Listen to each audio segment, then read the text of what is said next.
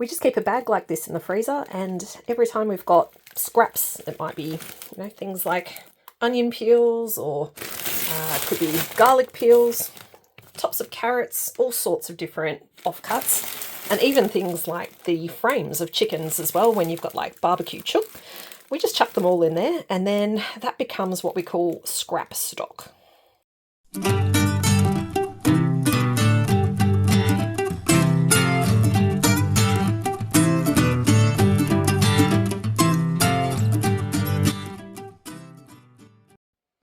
G'day there, it's Rachel here from Bush Edge Homesteading Australia, and we are having a super cold and wet day here in the Dandenong Ranges. We had 111 millimeters of rain last night, and that means the fire is absolutely going. It is an absolute workhorse on days like this. It means that we've got warmth for the house. As you can see, I'm also drying a lot of clothes here as well. Kettle's been on the boil. But that also means that because the fire is going to be going continuously, we thought it'd be a good day to do a little bit of one of our scrap stocks. So what I've done is I've already popped a pot on the stove here, and I'm going to go and grab out, I think we've got a couple of bags in the freezer at the moment of scraps that we've been collecting, probably now for the last, it'll be month and a half. And essentially whenever we get scraps of like bits of veggies and chicken frames from having roast chickens and barbecue chook, we put that in there. And then once it's built up enough, we use that to make a bit of a stock that then can be preserved up in the freezer. So let's get those bags out of the freezer. I've got the cast iron sitting on top of the freezer at the moment because the lid hasn't been holding down too well, so having that sitting on top just gives that little bit of extra weight. And let's have a bit of a look inside. So this is essentially how the freezer's looking at this time of the year in the winter. Got all sorts of stuff still in here, you know, from preserving and even smoked meats and things like that. What we do is we kind of smoke up portions, pop those in. You know, still some of our summer veg, things like pumpkin and broad beans that we haven't finished up, things like lime juice and the like. We've even still got a little bit of our lamb, and we have been working our way through that half a cow, but there is still some beef in here as well that we're working through. So I think we've been going through that now for, what would it be, 5 months probably? And I reckon we've got maybe about a third of that half a cow left. But that's not what we're looking for today. This is what we're looking for. And that is one of our bags of scraps that we've been collecting. And I think there is another one in here as well. Get down into the depths of the freezer. Oh, where is it? That's it. Is that it? Stock scraps. Yes, that's the other one we're looking for. All right, let me grab those out and I'll show you what is inside that we're going to turn into stock. Here's our 2 bags of the stock scraps. And if we have a bit of a look inside, I'll show you the sort of stuff that we've been putting away. So you can see in here, these ones here, they're largely chicken frames. So I think, you know, a lot of people, particularly in Australia, say that a nice, easy dinner on the night that you can't be bothered cooking is one of those barbecue chickens that you can get the rotisserie sort of style. A couple of these have come from that. And I think one of those actually came from one of our roasted chickens as well. Basically, all we did is after picking off all the meat, we've just thrown the frames, and they've got that roasted kind of flavour to them already. So they impart a really nice flavour when you do your scrap stocks. And there's a few other bits and bobs in there as well. You'll probably see there's some ends of carrots. Looks like little bits of greens. Like quite often when you do, you know, like trimming up of maybe some broccoli or cauliflower and things like that, they'll go in there. Lots of onion skins, and that adds a nice flavour. You know, the ends of onions as well. Garlic skins, they often go in here. Obviously you don't want dirt and stuff like that on them, but you know, whatever's nice and clean from the outside goes in. You see there's like some pumpkin skin just here. Let's open that up and have a better look.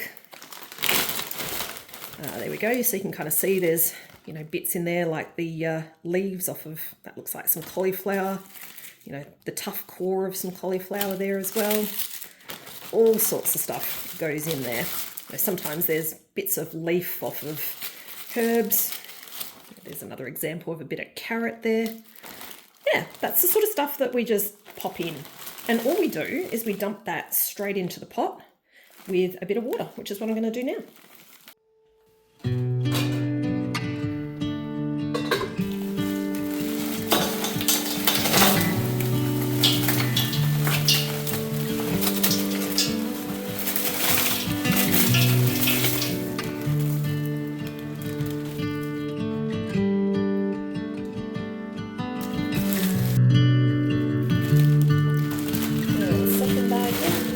One with a lot of that chicken in there.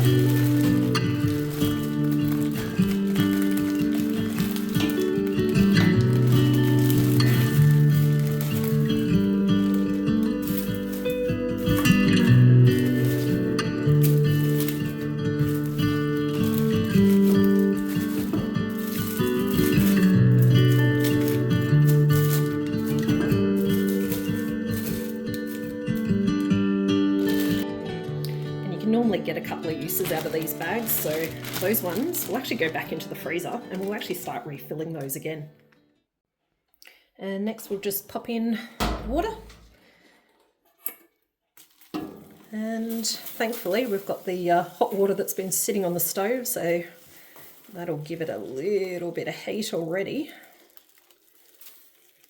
and then I'll just top it up the rest of the way with some cooler water, and that'll heat up pretty soon on the stove too.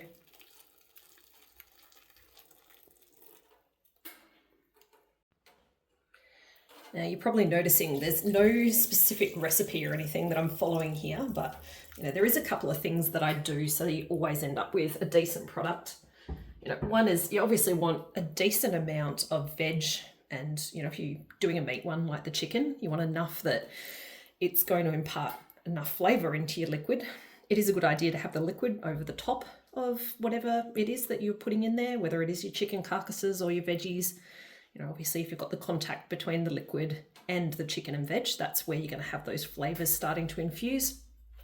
The other thing is, every time there will be different veggies in the mix, and it just depends on what scraps we've had. So this one here, there was plenty of onion.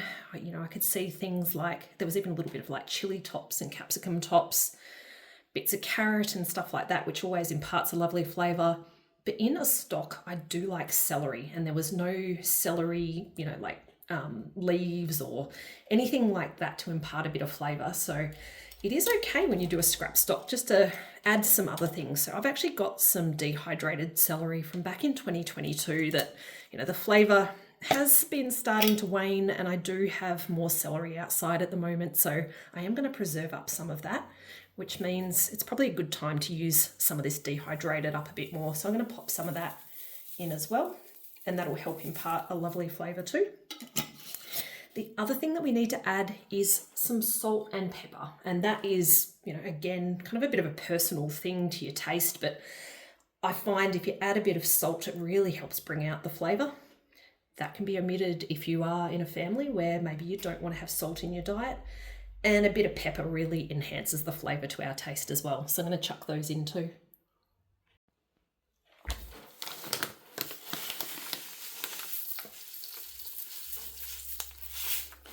There we go. And you can probably see again, there's no specific amount that I'm using here. I'm really just eyeballing it compared to what I normally do and what I found tastes good. Now that I've got all that in, I'm just going to stir it all in. Particularly want all that dehydrated veg starting to get rehydrated again. Don't want it just sitting on top, otherwise you won't get that flavour in there. And from here, it really is just a matter now of, I'm going to pop this on the lower level, because this top level of our fire, it doesn't get as intensely hot as the lower level. So that'll heat it up a bit more to try and bring that back up to boiling. And then I'm just going to leave it to simmer. And in terms of how long to leave it to simmer, the longer, the better. I find, you know, if I can leave this going all day and then kind of tonight, perhaps before bed, freeze this up, and you will see later on I'm going to freeze this. I'm not actually going to can this, and I'll explain a little bit more about why later for that. But the longer I can leave it, the more you're going to get the flavours infusing into this, and the better you're going to have with your flavour of your stock. But once it does get up to the boil, I'm not going to keep it at a hard boil. I'm going to let it simmer after that. So firstly on the lower level and then up to the top so it can just simmer away.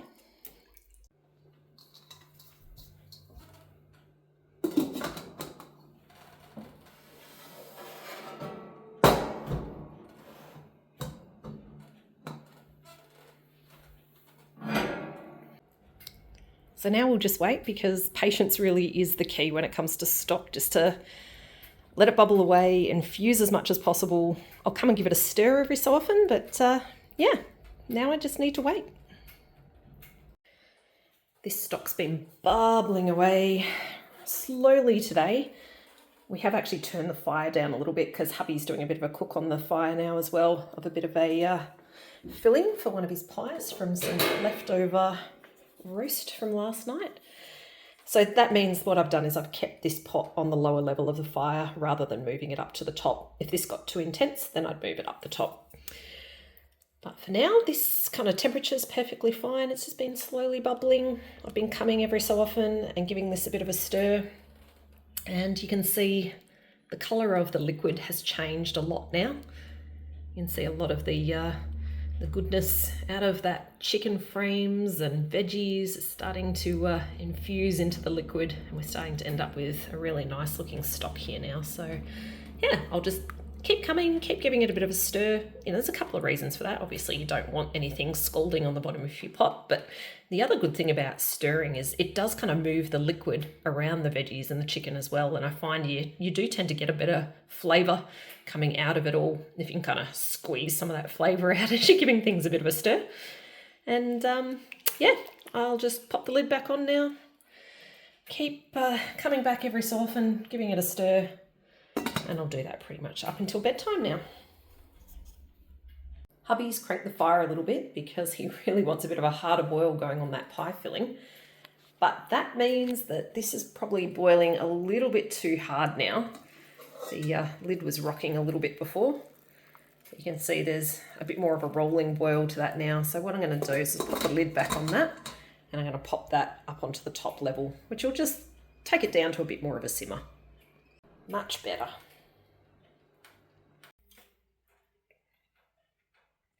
The stock bubbled away for about 14 hours and I've taken it off the stove. Just kind of popped it here on the bench to cool a little bit so it's not quite so scalding hot. And I've also pulled out a few other things that I'm going to use.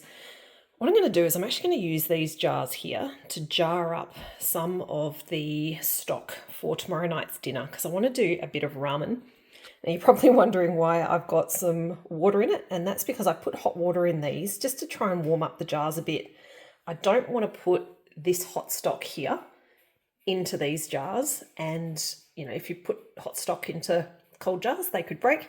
So this is basically just heating them up a little bit so that doesn't happen. So I'll pour that water out in just a second. A couple of other things I've got is just a big bowl so that I can put all the bits and pieces from the stock, like the chicken bones and all the skins and stuff from the veggies. That'll all go into this bowl and then I can throw that in the compost tomorrow. I've also just got a bit of a strainer, and from experience you do get a lot of fines when you do this type of stock.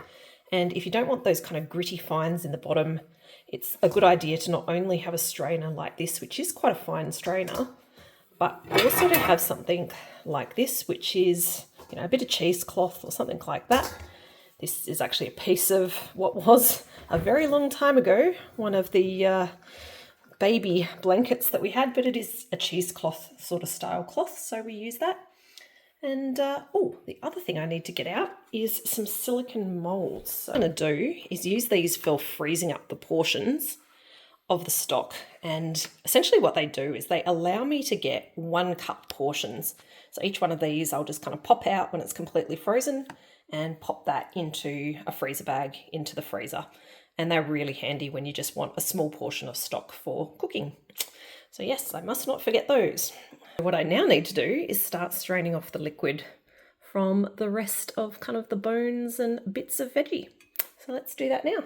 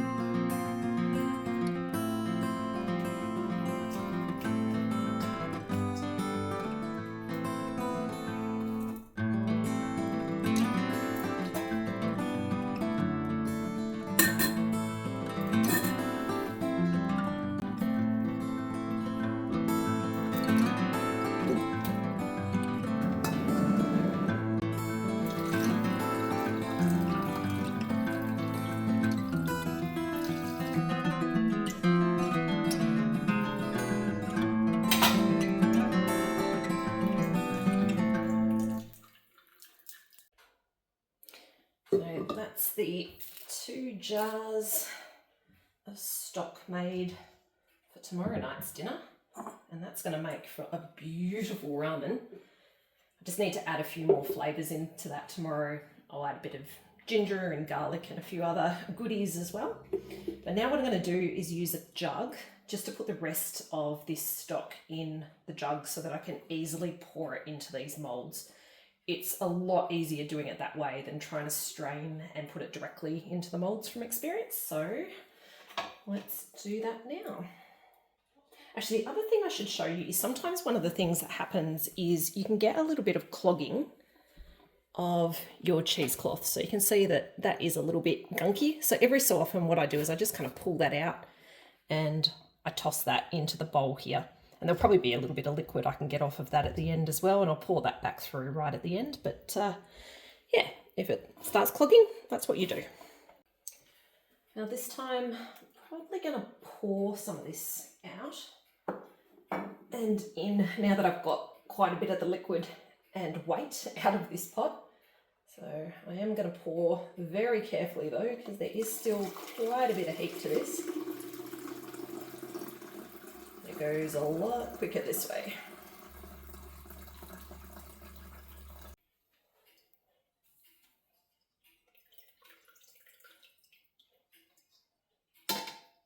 Now that's all strained, it's time to get the stock into the silicone moulds. Now, if I pour the liquid into these directly, they do flop around a fair bit and you do kind of run the risk of it spilling out. So that's where putting them on a oven tray, like this one here, is a really good way to go. With these ones, I find 2 fits really nicely on there. And that gives me a nice level surface that I can then go put that into the freezer in. So realistically, it's just a matter now of pouring this into each of these. Get that out of there. And this is why it's really handy to have the jug, because it makes it a lot easier to pour it in.